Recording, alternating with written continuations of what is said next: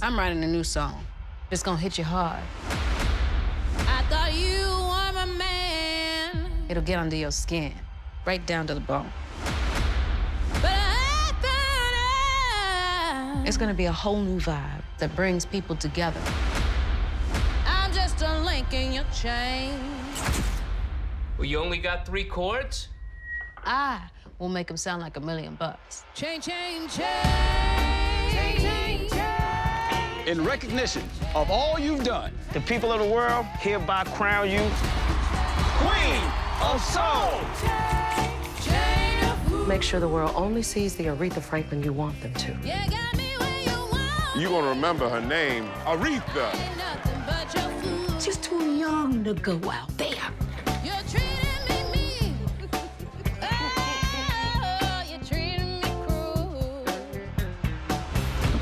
It's easier for a woman to be the helpmate of a king than it is for a man to be the helpmate of a queen.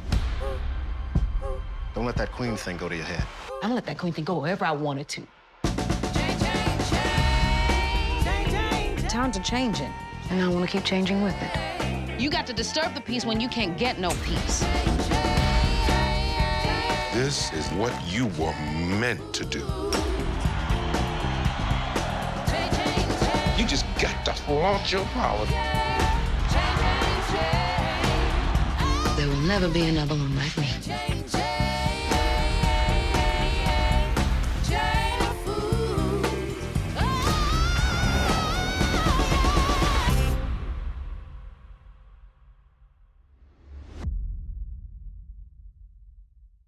Hi, my name is Gil Robertson, president of the African American Film Critics Association.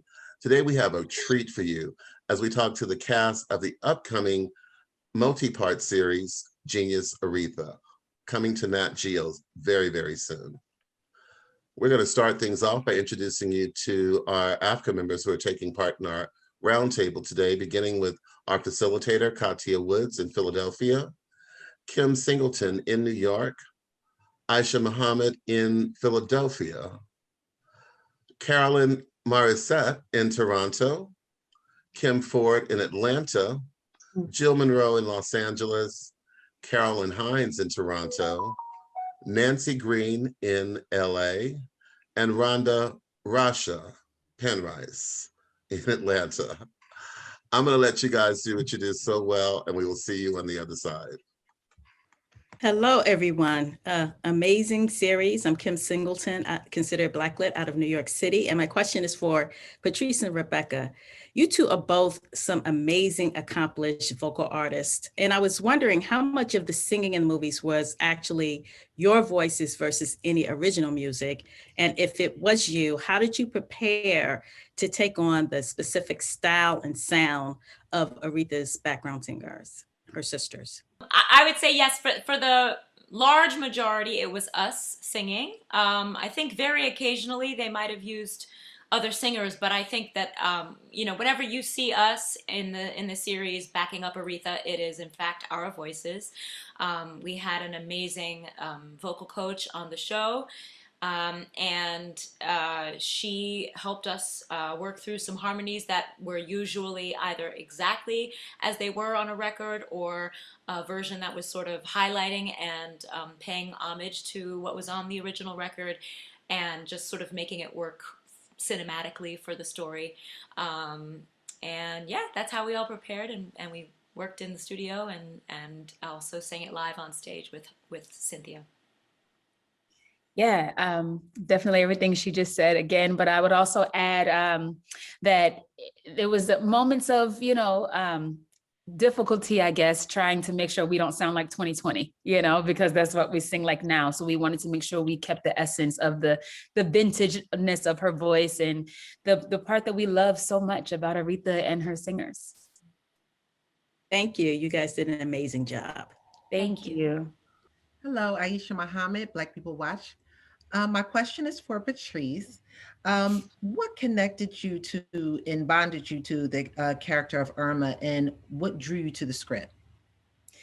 I loved our audition scene. Rebecca and I talk about this often. It was just so perfect. It gave us exactly all the relationships between the sisters in one. And actually a little bit of Cecil too. The dynamic was just so wonderful. It was a Black household that was full of music. You know, I look at like the Braxtons on TV, they're always singing, they can make a song out of anything.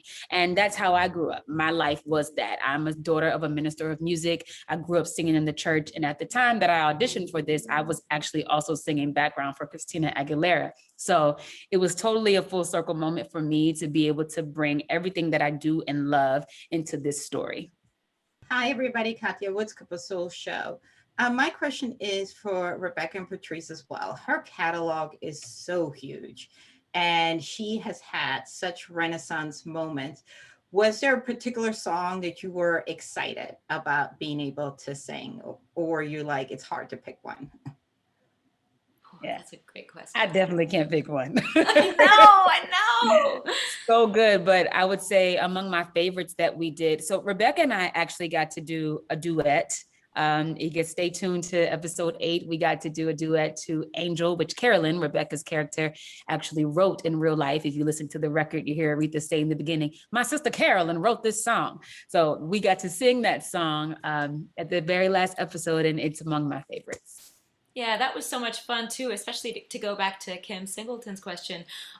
You know, I think what was so fun for us singing that song was that we got so much more to do because it was really just us doing this duet. And so that's where we really got to put in so much work to try and not exactly emulate these women and their voices, because we have different voices from what they had, but to really try and lock into that time period and that vibe that was happening. And so it really fit into the story, but still fit into our voices. And so I think you really will get a sense of that when you hear the song, because Patrice and I have 2 very different voices, but actually so did Carolyn and Irma. And so I think we got to explore the richness of both of those voices.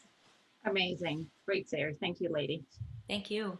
Hi, Carolyn. First, here's what happened. So my question is actually for all 3 of you, and it has to do with the transition from gospel to contemporary. Because for Black in Black culture, like so many of our R&B singers, if not probably like 90% or more, grew up singing in the church and then transitioned into singing contemporary music, whether it's rap, R&B, jazz, whatever. Could you tell me about, for you guys as performers, not only as singers, but also now as actors, about also making that transition of a singer now to performers on TV? Let one of my sisters go first. Hey, go for it. Oh, I knew you were going to do that. So Rebecca and I both have, well, and Stephen also, we've all done live theater, dance, singing and acting, Broadway, and just being a fabulous dancer, Stephen. And for me, I was very nervous. This is my very first television series ever. So I actually did not know anything. And I'm thankful that I had the guidance of Courtney B. Vance and these 2 lovely people who have had much experience holding my hand and guiding me and making me feel comfortable every step of the way. But I would say there was so many live performances captured in this production. I think that viewers will absolutely get the essence that, you know, we were performing for our background and extras that were there. It was still a full live show. So I'm so grateful that I got to bring that element of my life in and make me feel even more comfortable. And I think that was important because we all live for the applause in this business. We sign up to be judged, we sign up for the applause, and we loved having that feedback from them. It helped us keep going on long, crazy, tiring days. And I was grateful for the live performance elements. Rebecca? Ladies first. You really just said it all, but I would the only thing I would add to that is that, yeah, because we were portraying a family who is artistic and who is performative and, you know, is in the business in a way that's such a great window for us as actors, because that is who we are. And so, you know, as people who have done a lot of live performance, you know, I think it's a lovely gift when you can actually play someone who, you know, is in that same spirit as you are. Yeah. And to piggyback on these 2 ladies, I would say regardless of it going from gospel to contemporary and us portraying a family when we get to see how they were back in the 60s or the 70s and till to now, what's common is a feeling. What's common in artistry is being able to speak to people. And that's something that happened back then. That's something that's happening now. That's something that will continue to happen. And as time goes on, we evolve in certain ways. We find ways to be original. We find ways to remix things, but we're always trying to tap into what people can understand. And finding those different ways is what's key to being in this industry. Is finding that we can do it through singing, we can do it through dancing, we can do it through acting, we can do it through gospel, we can do it through R&B, rap. There's so many different avenues. So when it comes to doing the transition, I think always having the idea that we're trying to appeal to the people, trying to find different ways in our artistry to make people listen and make people watch, it makes the transition a bit easier. Great, thank you. Hi, I'm Kim with IamKim4.com. My question is for all three of you. While watching several of the episodes, I learned so many things that I did not know that happened in Queen Aretha Franklin's life. So my question is, while you were filming, were there any surprising things that you learned about Aretha Franklin? Yeah, I'll take this. Oh yeah, you go for it. No, you. Because for me, I felt even more ashamed because I'm from Detroit. And I'm reading, I'm like, what? This happened, that happened too. But the beautiful part about it is us getting the opportunity to portray these people. You get to dive into trying to figure out what else can you learn about them? What else can you learn about this iconic woman and the people that help support her to where she is, and these people individually, what great things they've done in their lives. And it's awesome to see the team of people come together to try to tell the best story of this woman's life, and to also, on top of that, see what I could bring to the table, what I've learned.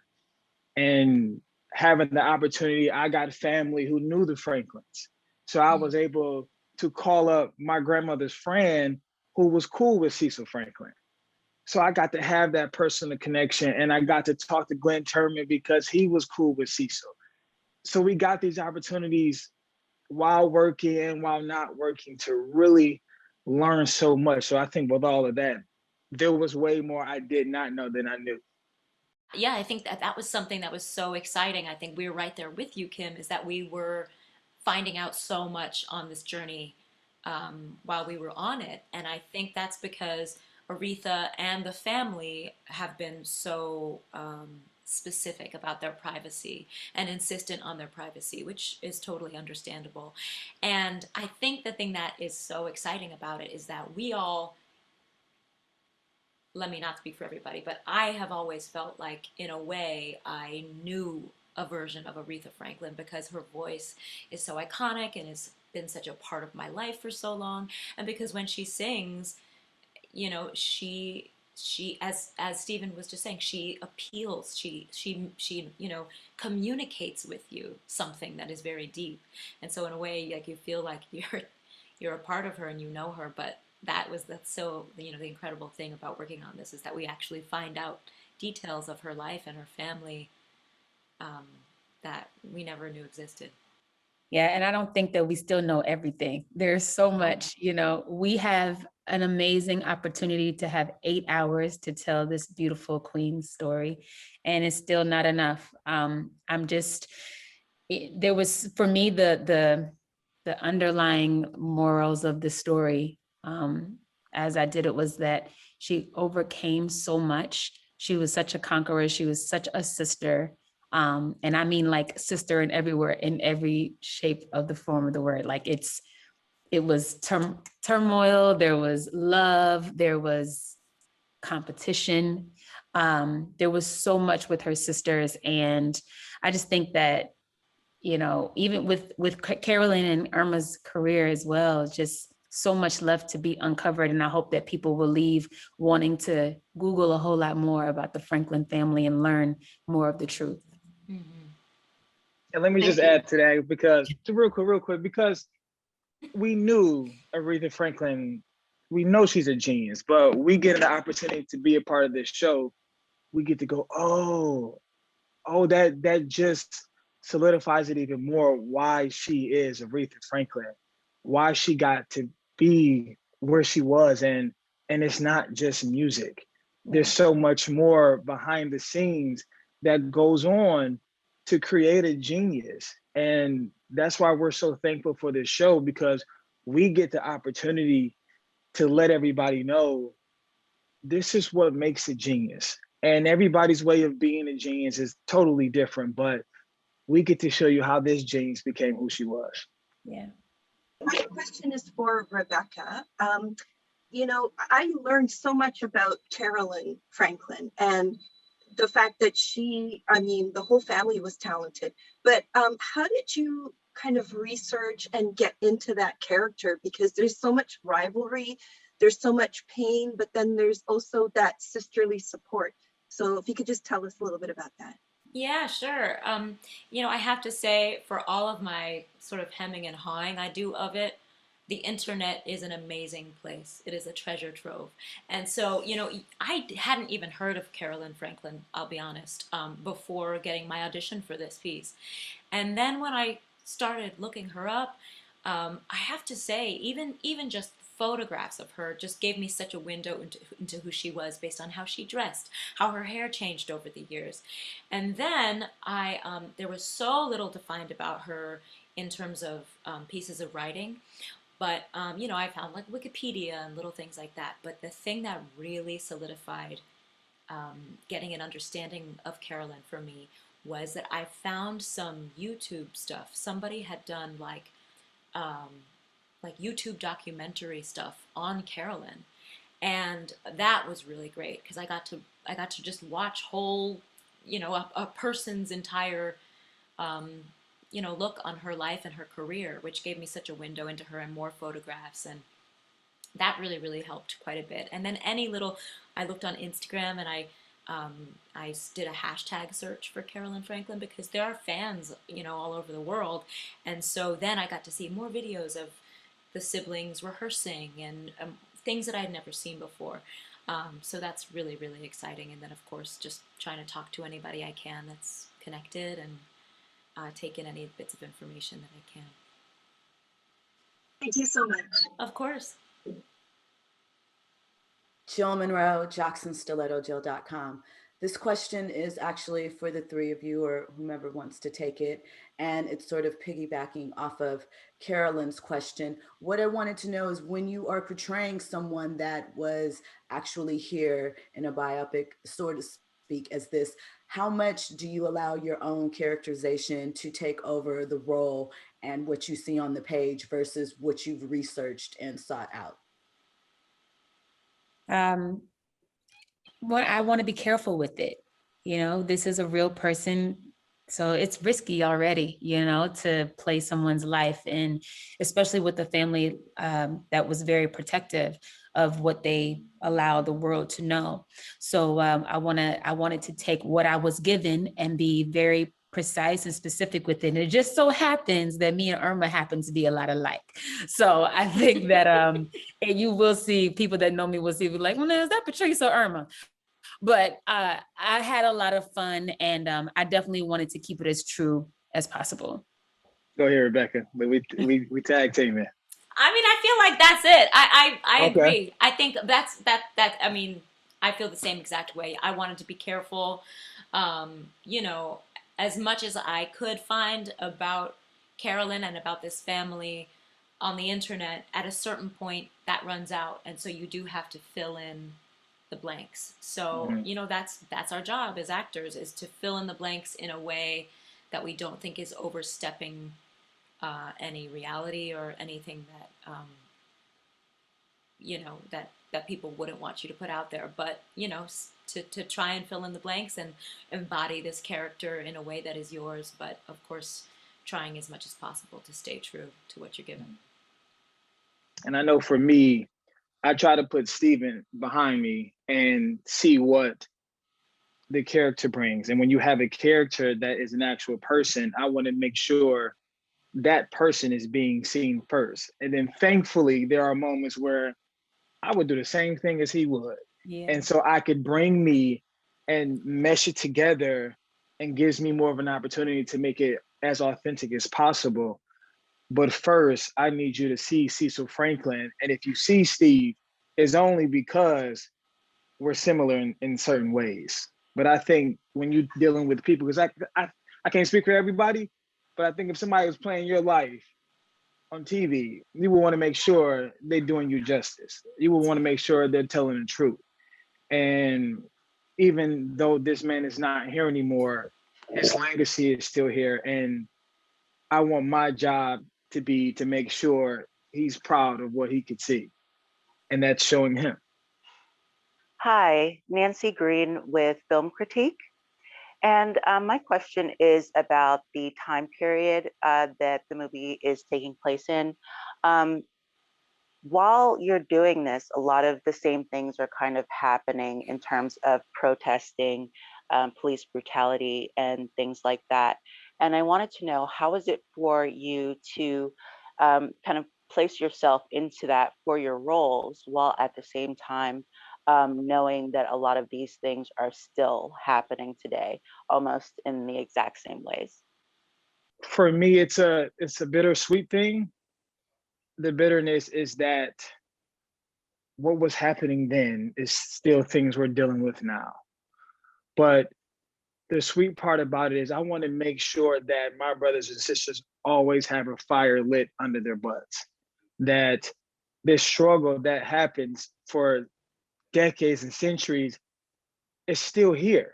And sometimes we get waves of it being all on social media and it being all in your face and it goes viral. But then there are sometimes moments where it dies down a little bit when it comes to being on your TV screens or your movie screens. But I want everybody to know it's still there. It's still happening. It was happening then, it's happening now. We're trying our hardest to make sure it doesn't happen too much in the future, but it's here. And we're getting the opportunity to help relight that fire.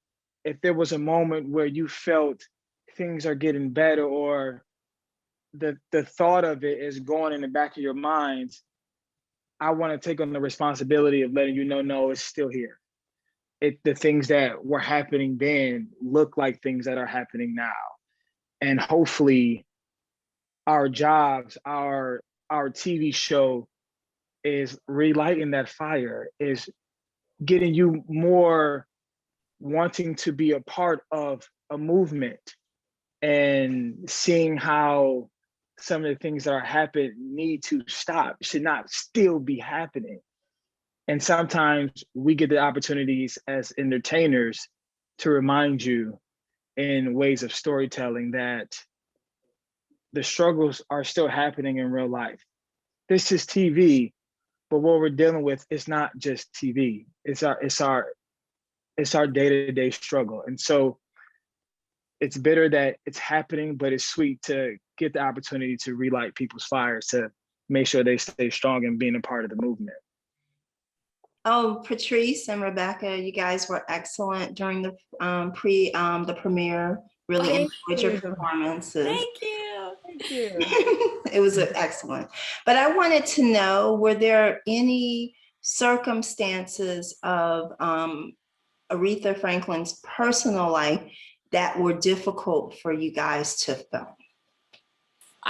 Forgive me if I'm speaking for you, Patrice, and correct me if I'm wrong, because we weren't always in the same scenes, although a lot of what we did was together. I feel like, while we had some tricky stuff to do, most of what we had to do was not the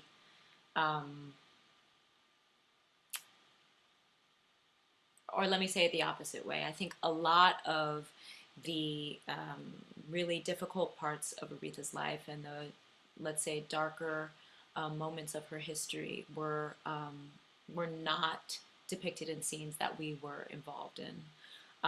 We certainly had scenes in which we had very tricky bitterness and fights and disagreements, but a lot of what we had sort of stayed in that arena and didn't go into the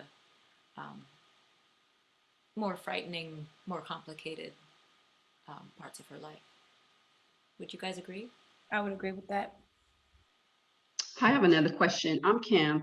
What are some of the main takeaways that you want maybe millennials to learn from the story of Aretha Franklin? Because we may know her because maybe our parents or grandparents grew up with her music and she's in our soul. I met her one time and she was amazing, but there's a whole new generation that really needs to learn the lessons of what the queen of soul who she is. What are some takeaways you would want from them?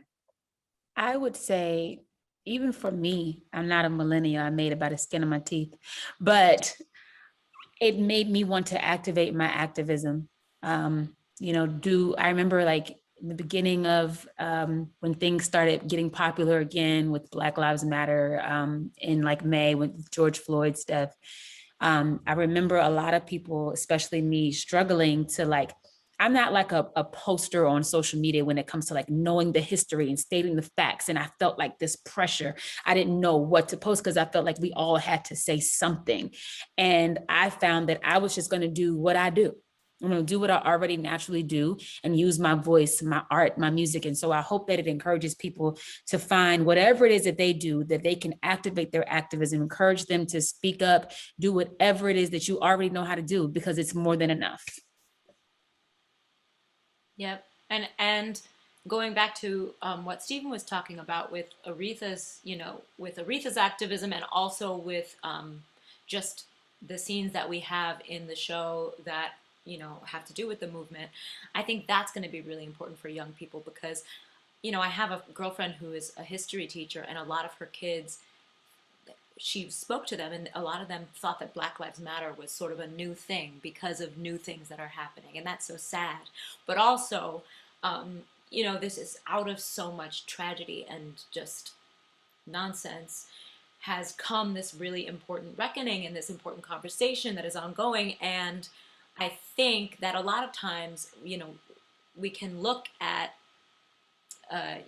video footage or even depictions on movies and TV of, Selma or Martin Luther King, I Have a Dream speech or something and think, oh yes, the history, and like period at the end of that sentence. Oh, that time where that was the civil rights movement. And now we're in a different place in history.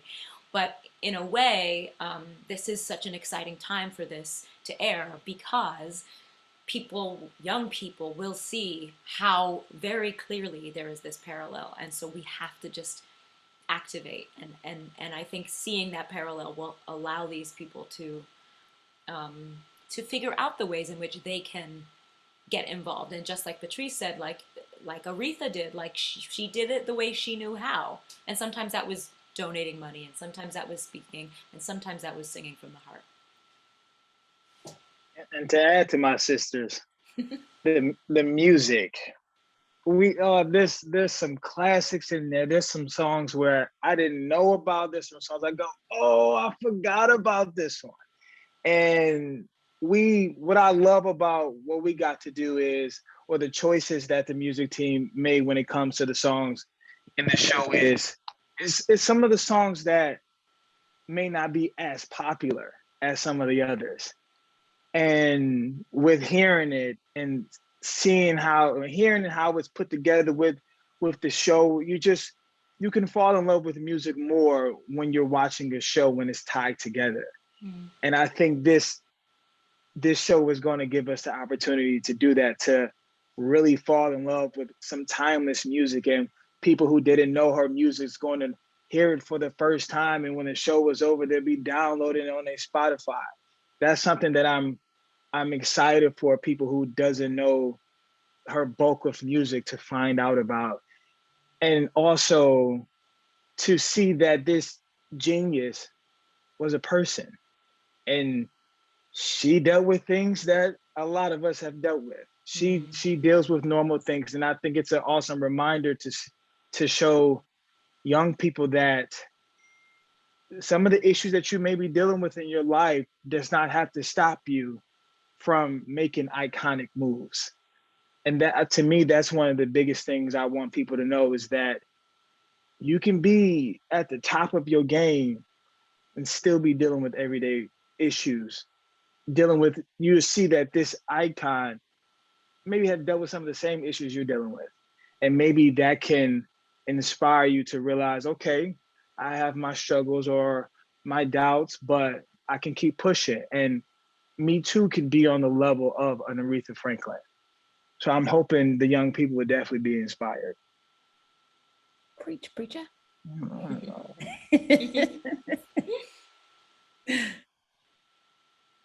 Hi, it's Carolyn Mauricette again.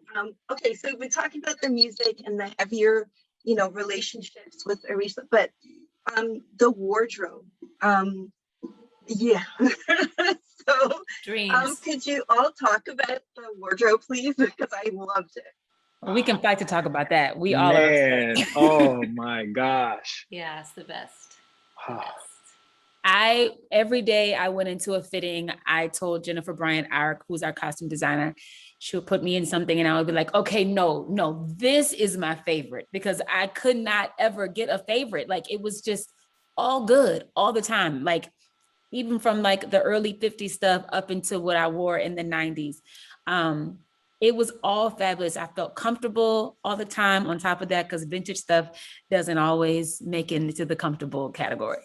But I always felt comfortable. I always felt cute and fly. And I'm excited for everybody to see the fact. I mean, like, I loved outfits of both of them too. I have this picture that I cannot wait to share with us. We look like 1972. Like, it's so good. It's so good. It's so good. Yeah, we lucked out. I felt like I still have outfits in my memory that didn't make it into the show, that like just didn't end up making the cut, that I am like, man, that crochet eggplant dress, it was so cute. And we were planning on using it, but there were so many other great looks that were just so good. But earlier there was a question about like how, I think it was from you actually, Carolyn, about how I got into the role. And I think that that was one thing that we didn't mention, but we've all discussed before. The hair, the wigs, the makeup, and the wardrobe does so much of the work for you. And it's like you do all of this preparation and you try to pay respect and homage to these characters and still fill in the blanks with your own juice or whatever. But then once you see yourself in the getup, and the getup is so good, it's like, oh, okay, I get it. I know who I am now. And that's such a good point, Rebecca, because even on some regular life stuff, when you're going out and you put on your best dress or your best shirt, you just feel different. You feel more, I'm ready for the night. And I think the wardrobe gave us that opportunity. My sister Patrice will always say, Steve, you missed your era, because my clothes was fire. There were things that I would wear today. I would wear today. Yeah. And there were things that may not even fit for today that I will still wear because it was just that fly. Yeah. The clothes were on point, and definitely thank you to the costume department, Jennifer, for making us A1 every day, because it was definitely nice to be able to hold that, to carry that for the show. I also want to just add one more little thing to this. I was very proud, and always, I never wondered if I was going to look good ever, from hair, makeup to clothes. Like, and I think it's fantastic. And it is of note to say that each of those departments, hair, makeup, and wardrobe, were all headed by Black women. That's amazing. Thank you. Hi, Nancy Greene again from Film Critique. And I just wanted to know, with how much you got into the roles, like you mentioned just now with costuming and things like that, what have you taken from this for roles that you will be doing in the future? Like, what are some of the things that you've learned and some of the new experiences that you've had that you think will help you with future roles? This is something that I've been blessed to have the opportunity to experience before, but having the opportunity to work with Patrice and Rebecca made me realize how great it is to form a bond with the people that you're working with. And for us being brothers and sisters, us getting the opportunity on and off set to really get to know each other, to me, made my job easier coming to work every day. Because these are my sisters now. And I genuinely felt that. So when it came time to having to rock for them or support them or just be there, that was coming from a place of truth. And I was proud to say I got to play their brother, because it's a feeling that you take from this show and you cherish, because now our friendship doesn't stop when we get done shooting. It keeps going. We keep talking. And even if we may be in different cities, when we link up, the love is still there, or maybe even stronger than when it was when we was all working together. So for me, it really strengthened the idea of creating a bond with the people that you're working with, because it can make work a lot easier and a lot more fun. I just love that Stephen Norfleet. I just need y'all to write that down. He's just the best. So the best. He also was very nice about teaching us how to play spades, because, you know, Black people, we don't do that well. He was very nice. He taught us how to play spades. He was so kind. She did good, y'all. Put that on the record. And you would be proud. You'd be proud. I'll have to call you and tell you some things. But for this, like I said, this was my first television experience. And, you know, like the rest of the world, we experience insanity. I feel that I can do anything now, because we got shut down. And when we came back, it was crazy. You know, we got tested every day. We had all kinds of meetings and safety protocols, and we went through so much to make sure that this story still got told. A lot of patience, a lot of, you know, well, I think patience, is the number one thing that I will take away from this, because it just took time. We started in November of 2019 and we finished in November of 2020. We were supposed to air in May of 2020. You know, so when we got shut down with the rest of the world a year ago, we didn't know when we were coming back. We never know when the show was going to come on. And I'm just so grateful that everybody was still available, that we got to still tell this amazing story. And so it was perseverance and patience that I will take with me from this show into every single thing. I feel like I can handle anything now. Yeah, and sort of just to like weirdly circle back between both of what y'all just said, I feel like in the TV work that I have done before, I have never sort of found the way to make the most of the time, because there is so much time on set, and there's a lot of time where you're just by yourself in a trailer. And coming from doing so much theater, I'm so used to just being around people all the time. Even if I'm in my dressing room, we're all sort of like around in the same place, and there's so much socializing. And also you've done all of this rehearsal work prior to even getting into the theater. Whereas on film and TV, you're sort of doing it all by yourself. And I think my personality is such that when I've been on film sets before, I've never wanted to sort of like get in anybody's way and, you know, make too much of take too much space or anything. And so I've just been in my trailer and my little devices or whatever.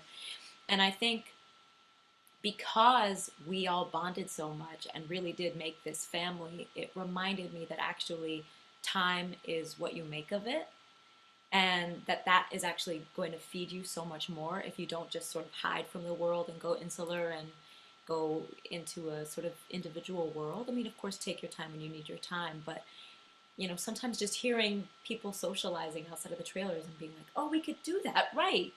We can just hang out and just be people and you know, make our time good, and then that translates to our time on camera. You know, that is the takeaway for me, is that like the next time I'm on a set, I want to relax more, be me more, get to know other people more. Aisha Muhammad again. We talked about the fun stuff, the hair and the wardrobe, but one of the important things at that time period was the lingo. And I remember you guys standing around the piano and you saying, the young kids are saying, sock it to me. And, you know, how do you say it again? Sock it to me, sock it to me. And what was it like trying to get that lingo right for that time period? Oh, girl, it was awkward. I'll be honest with you. Like, I remember that moment. It was the first time. It was the first episode, right? I think it was. And I just remember being like, oh man, how do I make this sound okay? You know, because it was new. in the moment then, but for us it's so old. And so it was like, how do I make my mouth feel like I'm learning it for the first time, and like it's weird for me in sort of the opposite way that it's weird for me, Rebecca. Yeah, so it was weird, but also like a wonderful challenge. I know that people from Detroit don't play about their lingo. Stephen, look at them.